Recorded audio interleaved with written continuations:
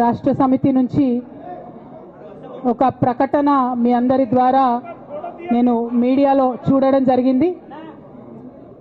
మరి బీఆర్ఎస్ నుండి వచ్చినటువంటి ఈ ప్రకటనలో పార్టీ ఎమ్మెల్సీ శ్రీమతి కె కవిత ఇటీవలి కాలంలో ప్రవర్తిస్తున్న తీరుతెన్నులు, కొనసాగిస్తున్న పార్టీ వ్యతిరేక కార్యకలాపాలు బీఆర్ఎస్ పార్టీకి నష్టం కలిగించే రీతిలో ఉన్నందున పార్టీ అధిష్టానం ఈ విషయాన్ని తీవ్రంగా పరిగణిస్తున్నది. పార్టీ అధ్యక్షులు శ్రీ కె చంద్రశేఖరరావు గారు శ్రీమతి కె కవితను తక్షణం పార్టీ నుండి సస్పెండ్ చేస్తూ నిర్ణయం తీసుకున్నారని చెప్పి మరి నాకు ఒక ప్రకటన నిన్న టీవీల ద్వారా అందుకోవడం జరిగింది. మరి నేను పార్టీ నుండి వచ్చినటువంటి లేఖలో ప్రత్యేకంగా 2 అంశాల మీద మాట్లాడదలుచుకున్నాను. నేను అక్రమ కేసులు పెట్టి నా మీద తిహార్ జైల్లో 5.5 నెలల పాటు ఉండి బయటకు వచ్చిన తర్వాత నవంబర్ 23వ తారీఖు 2024 నుండి నేను ప్రజాక్షేత్రంలోకి వచ్చి అనేక కార్యక్రమాలు చేయడం జరిగింది. మరి నేను చేసినటువంటి పనులలో మొట్టమొదటిది ఒక బిడ్డ హాస్టల్లో చనిపోతే ఆమెను విజిట్ చేసి, అట్లానే గురుకులాల్లో జరుగుతున్నటువంటి అన్యాయాల మీద మొట్టమొదటి కార్యక్రమం తీసుకొని నేను మాట్లాడినా.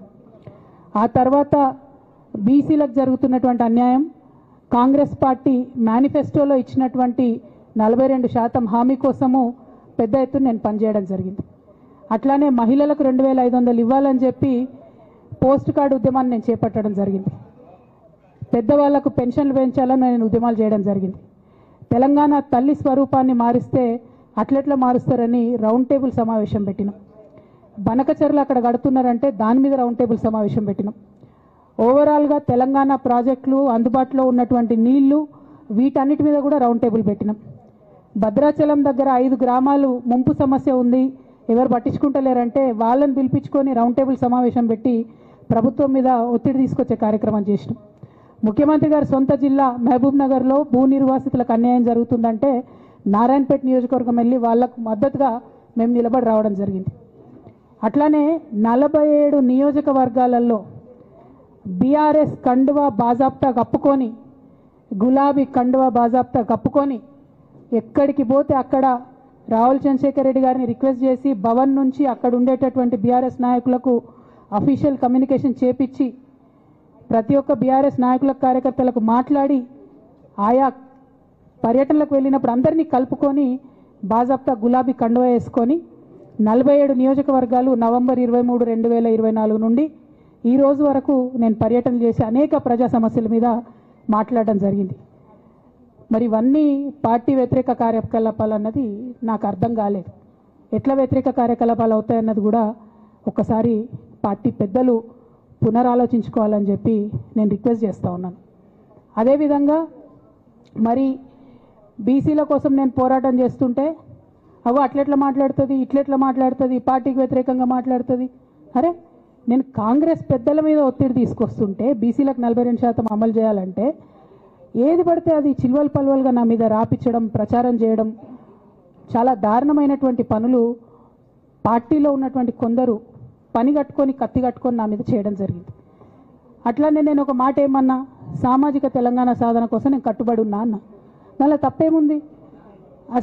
అసలు నాకు జన్మనిచ్చినటువంటి నా తండ్రి, ఈ ప్రాణాన్ని భిక్షగా ఇచ్చినటువంటి నా తండ్రి, ఆయన చిటికెన వేలు పట్టుకొని నేను ఓనమాలు నేర్చుకున్న ఉద్యమాలు ఎట్లా చేయాలని, ఆయన చిటికెల వేలు పట్టుకొని ప్రజలంటే ఏంది, ప్రజా సమస్యలు అంటే ఏంది, ఎందుకోసం దాని మీద గలమెత్తాలని చెప్పి నేను నేర్చుకున్నా.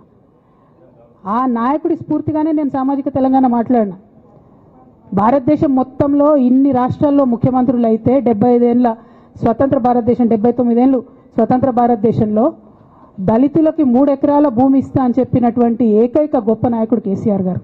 ఆయన దగ్గర నుంచే కదా నేను సామాజిక తెలంగాణ ఎజెండా నేర్చుకున్నది. బీసీలకు ఎవరు వృత్తి పనిదారులు ఉంటే వాళ్ళకి చేయూతనిస్తా అని చెప్పినటువంటి ఏకైక ముఖ్యమంత్రి కేసీఆర్ గారు. చెప్పినట్టుగా డబ్బులు ఇచ్చిండు కూడా, ప్రతి కులాన్ని కాపాడుకునే ప్రయత్నం చేసిండు. అది కాదా సామాజిక తెలంగాణ? నేను మే 1 నాడు లేబర్ డే రోజు మాట్లాడితే దాన్ని చిల్వల్ పలువలు చేసి సామాజిక తెలంగాణ పేరుతోని కవిత పార్టీ పెడుతుందని చెప్పి నేను నిన్న చెప్పిన ఇద్దరు పేర్లు పని కట్టుకొని నా మీద దుష్ప్రచారం చేసిర్రు. నేనేమైనా తప్పు మాట్లాడినా? బీఆర్ఎస్ పార్టీ వ్యతిరేకమా సామాజిక తెలంగాణ నినాదానికి?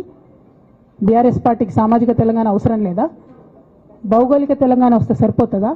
బంగారు తెలంగాణ కావాలని కేసీఆర్ గారు ఇచ్చిన నినాదమే కదా. బంగారు తెలంగాణ అంటే ఏంది?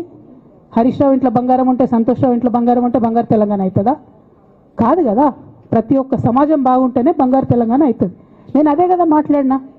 దానికి ఇష్టం వచ్చినట్టు నా మీద స్టోరీ లేపిస్తే నేను భవన్లో పోయి కూర్చొని బాజాప్తా, ఎక్కడో కాదు, బయట ప్రెస్ మీట్ పెట్టలేదు, ఏ ప్రెస్ క్లబ్లో పెట్టలేదు, డైరెక్ట్గా తెలంగాణ భవన్ నా ఆఫీస్ అండి, నా పార్టీ భవన్లో పోయి కూర్చొని నేనేం చెప్పినా? నా మీద కుట్రలు జరుగుతున్నది, నా మీద విషప్రచారం జరుగుతున్నది అని చెప్పిన. నేను రామన్నను బుజ్జగించి గడ్డం పట్టుకొని అడుగుతా ఉన్నా,